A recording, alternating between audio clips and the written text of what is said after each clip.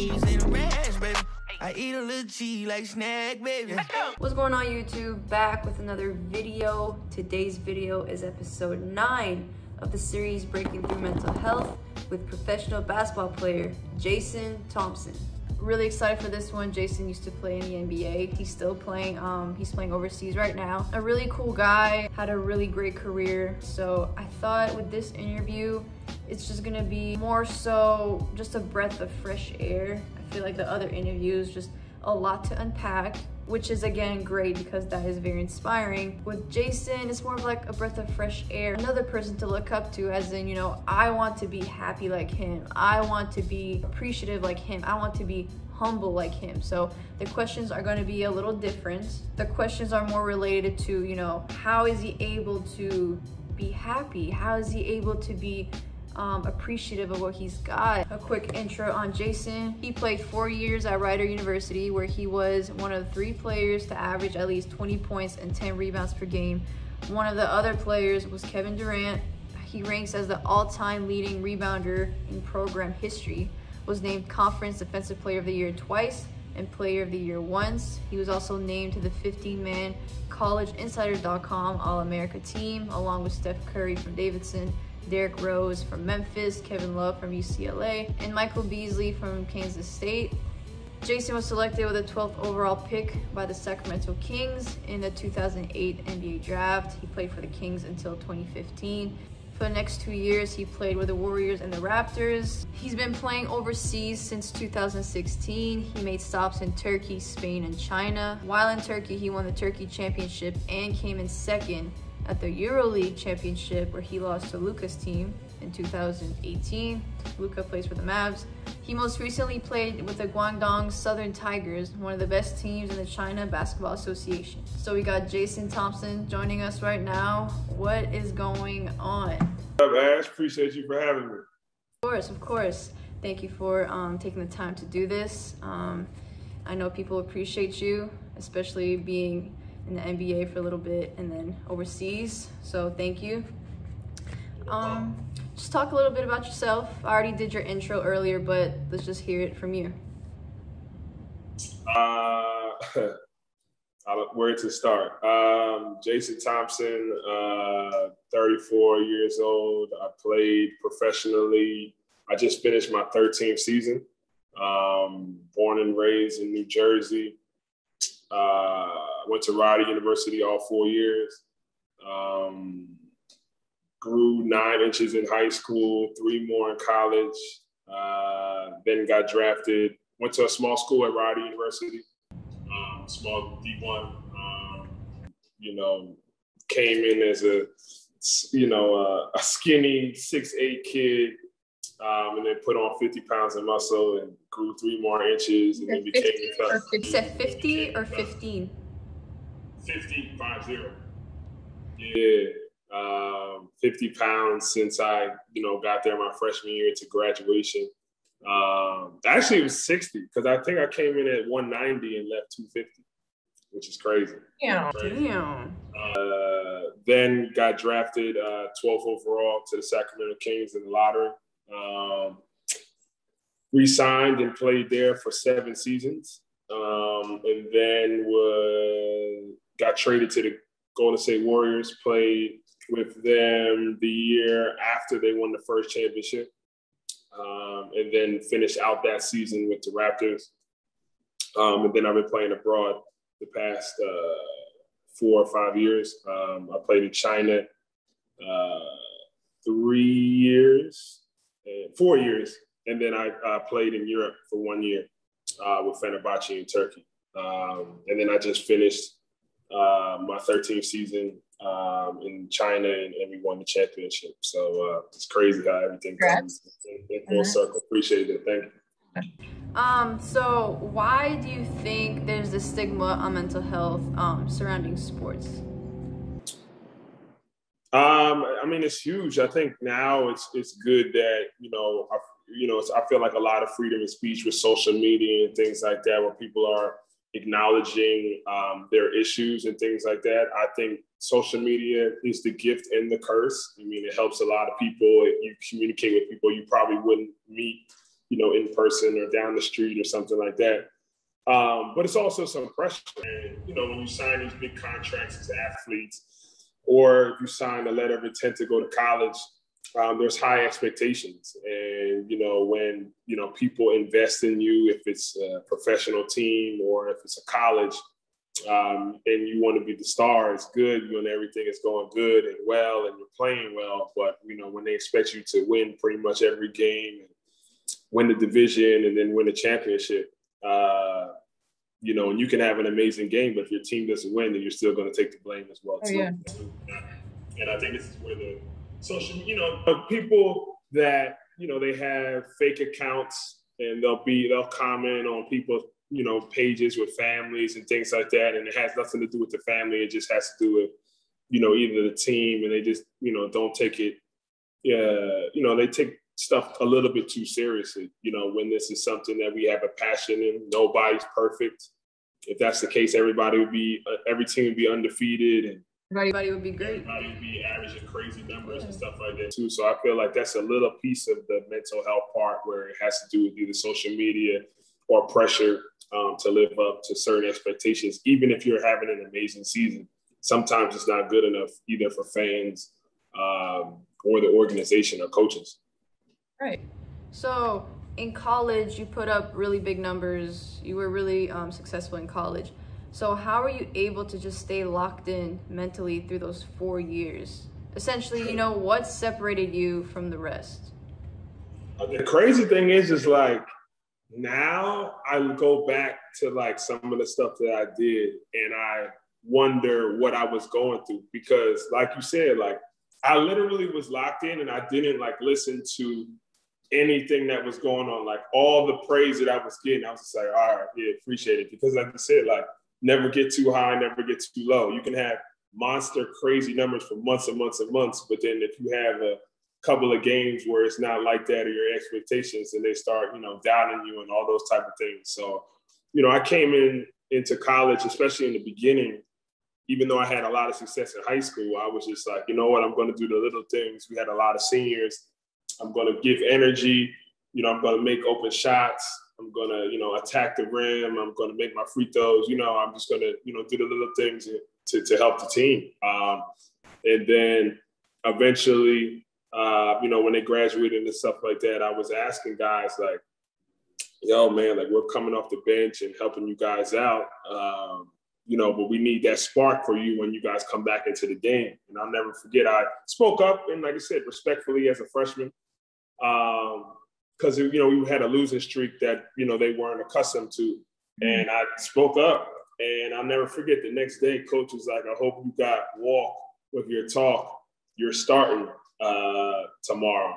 And I'll never forget, I had a double-double. We won, and I started every game ever since in my career.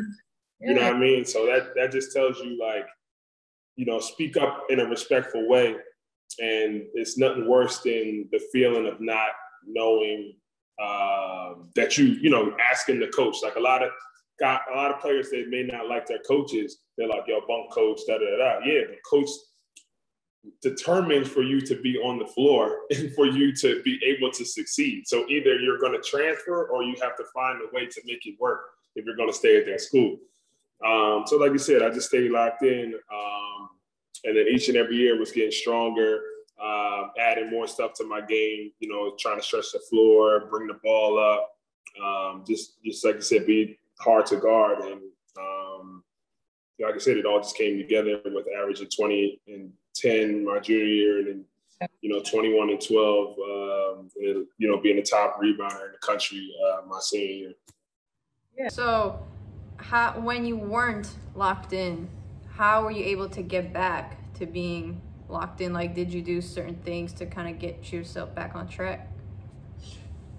I would just say probably the toughest part was just trying to like enjoy the moments and stuff. Like I said, like when I was like, making history for the team, and we're winning, you're having a crazy winning streak and stuff. It's like, we're hyped to win, but you like it's on to the next. Yeah. Like win a game that they probably think you're supposed to win, and then people that don't really know the game are like, yo, you going to celebrate tonight? It's like, yo, it's another game, like in 2 days, you know?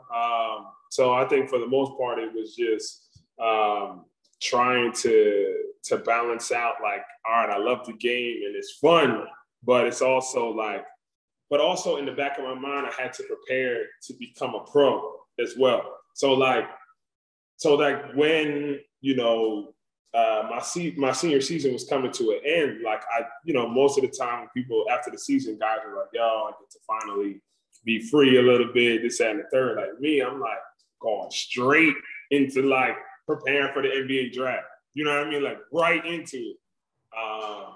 No time wasted. What'd you say? I said no time wasted.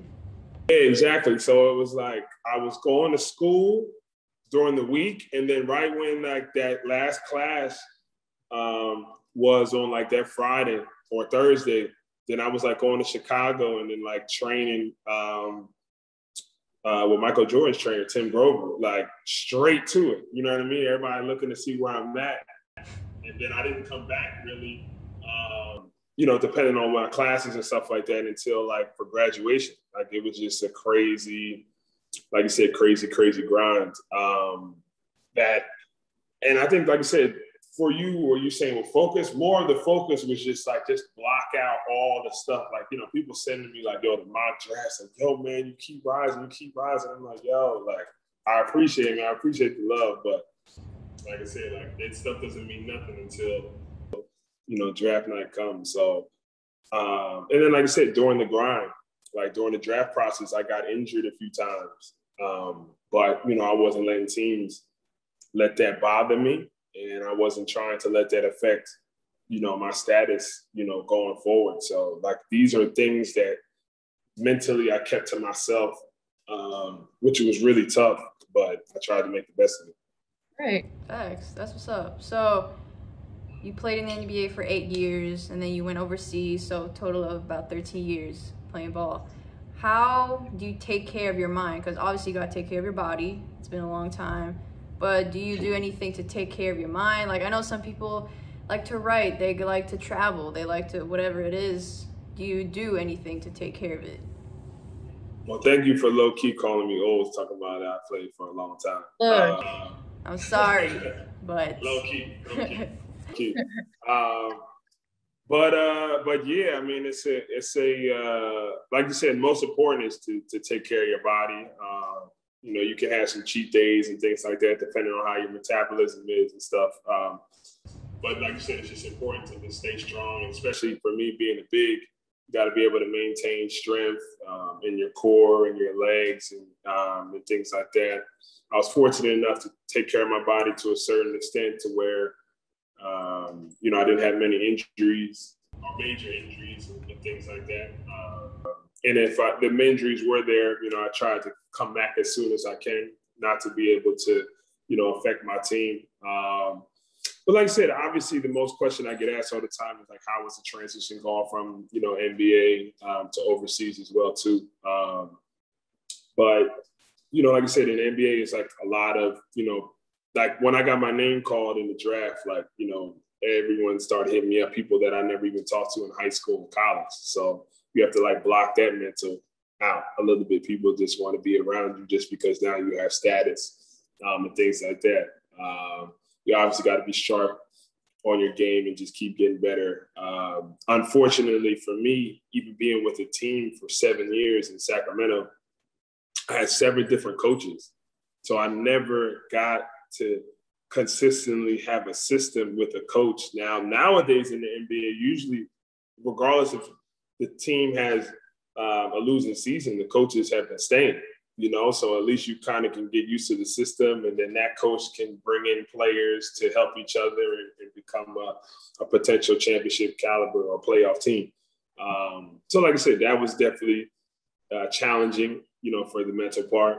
And then I would say, overseas wise, it's a little bit different just because, the basketball world is somewhat small, depending on, like I said, I was in the NBA for 8 years. So I knew some guys that were overseas I've had some teammates and former friends that were overseas as well too. So you ask them questions and just how the lifestyle of living. I was fortunate enough to go to many teams overseas that, kind of are similar to how you're treated in the NBA. With living conditions and having a driver. I don't have to drive and things like that. But like I said, depending on the team and the level, everything is different. So I don't want everybody to think that that's how it is, for everyone. But yeah, I mean, and then every year, you get a little bit more confident with, maybe stepping out and going to eat and safety. Obviously, these past couple of years, it's been tough with COVID. So that's a different mental. I know I was very hesitant of, chilling with certain people and stuff like that, just because, especially asymptomatic, like just because you don't have symptoms doesn't mean you don't have COVID, so that was another thing.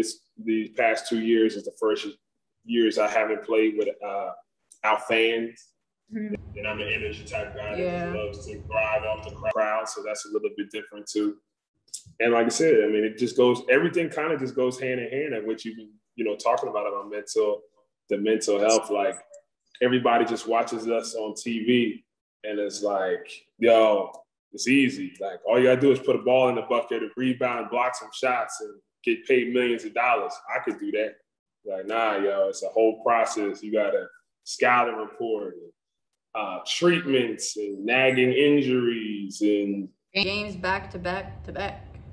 Exactly, back-to-back games and travel.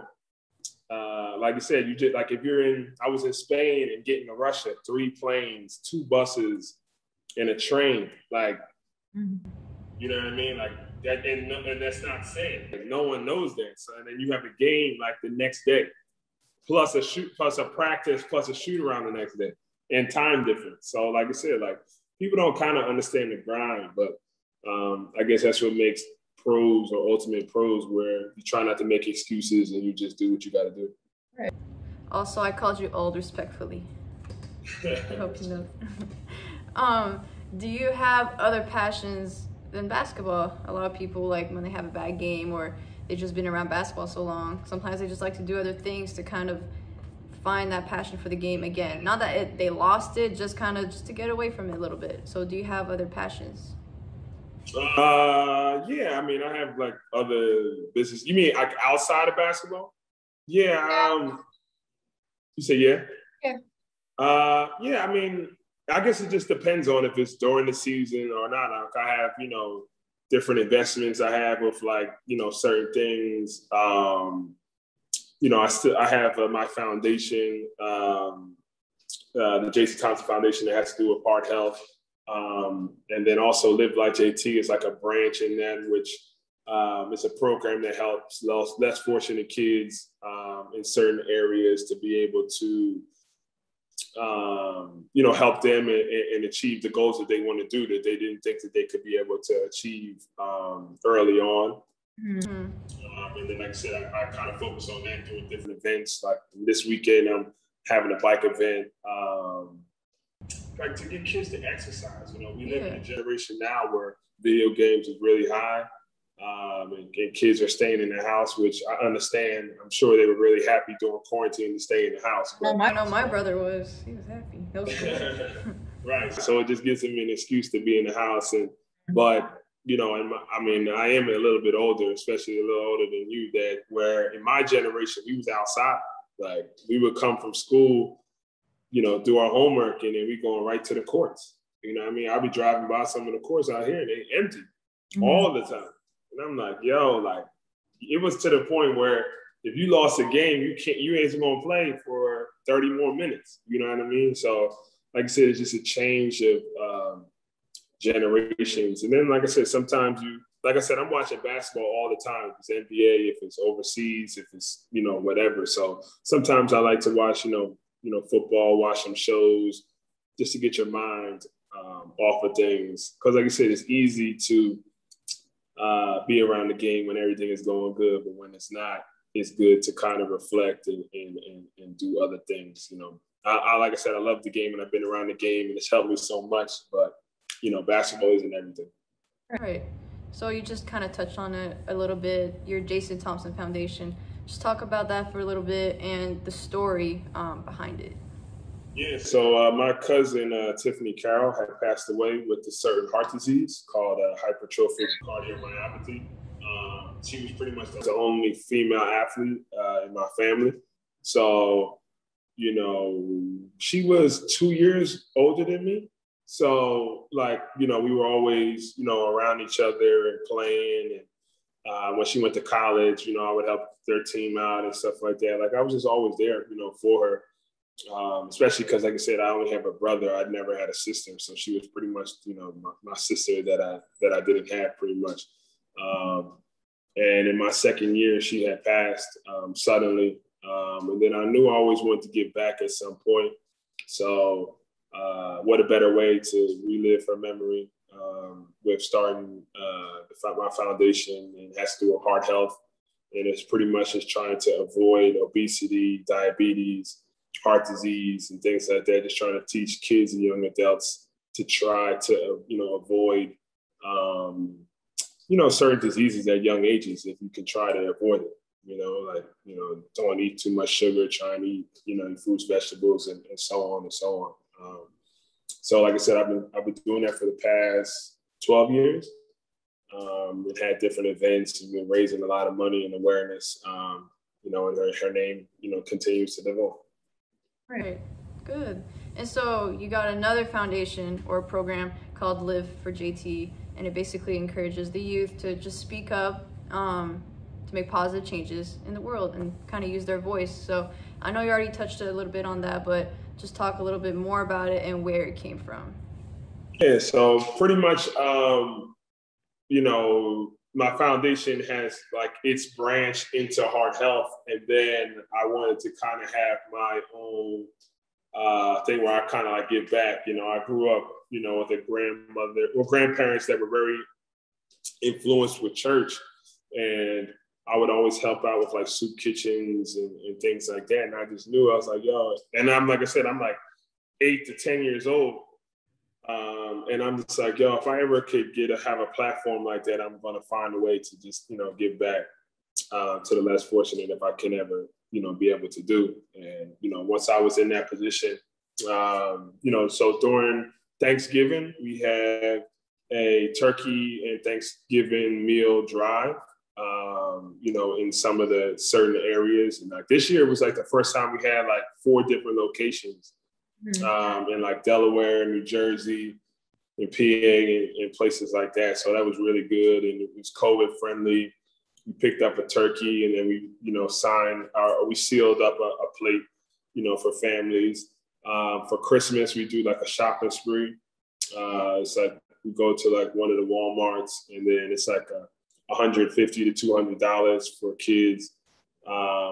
And, you know, we have our volunteers go around with them, and they can get pretty much, you know, whatever they want. The best feeling in the world is like one of the kids is like 8 years old, and, you know, you're getting something that probably an 8-year-old wouldn't get.